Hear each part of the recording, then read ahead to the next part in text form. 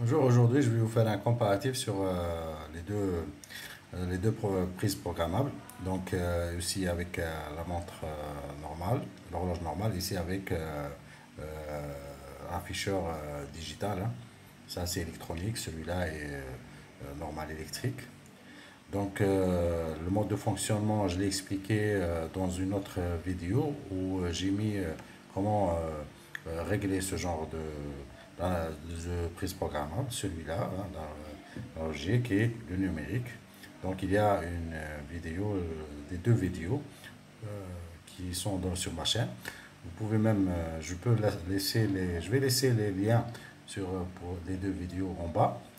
Donc, le but de cette vidéo, c'est juste de vous montrer un petit comparatif, hein, entre les deux.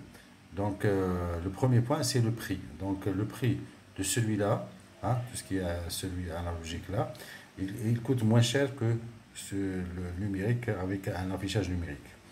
Bon, le deuxième point, c'est que celui-là, il est simple à programmer. C'est un avantage par rapport à l'autre. Il est simple à programmer parce qu'il y a simplement ces petites encoches qu'il faut descendre comme ça. Et là, le système il se règle 15 minutes par 15 minutes. D'accord. D'un autre côté, c'est un inconvénient aussi parce que ici, ça se règle pas 15 minutes par 15 minutes. Par contre, celui-là, hein, l'affichage numérique, il peut se régler à la minute près, par minute carrément. Par contre, celui-là, il ne contient que 20 programmes. Certains contiennent moins, 16 programmes. Et celui-là, il contient 20 programmes. C'est-à-dire qu'on peut régler un appareil pour fonctionner 20 fois. Il permet aussi d'avoir des réglages, par exemple des jours pairs et des jours impairs. Par exemple, on peut régler 2 fois, 3 fois par semaine. On peut régler que le week-end. On peut régler les jours de la semaine sauf le week-end.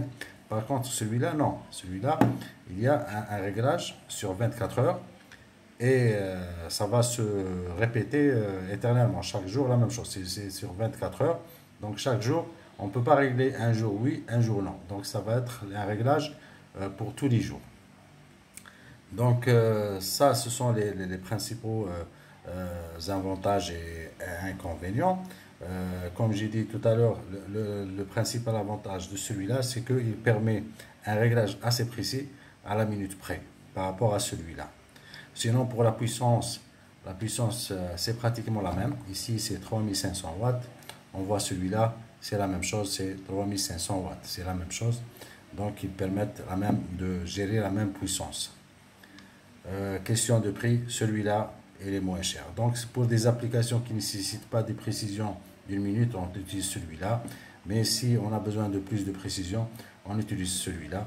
Aussi, il y a un avantage de celui-là par rapport à celui-là, c'est que ça, il est plus silencieux que celui-là. Parce que là, il y a une horloge à l'intérieur qui fonctionne à l'électricité. Donc, elle fait un peu de bruit. Il y a un autre inconvénient par rapport à celui-là, c'est que lorsqu'il y a une coupure d'électricité, l'heure, hein, l'heure affichée ici, elle va s'arrêter. Par contre, parce qu'il n'y a pas à l'intérieur, il n'y a pas de batterie. Par contre, celui-là, vu qu'il y a une batterie à l'intérieur, l'heure, elle va continuer à fonctionner.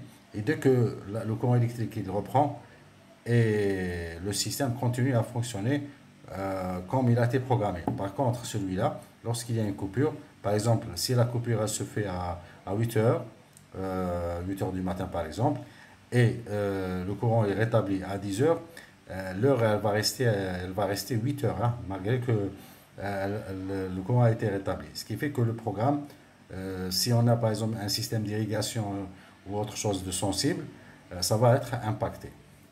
Sinon, en réalité, on peut les utiliser selon le besoin. Donc, ça dépend de votre usage.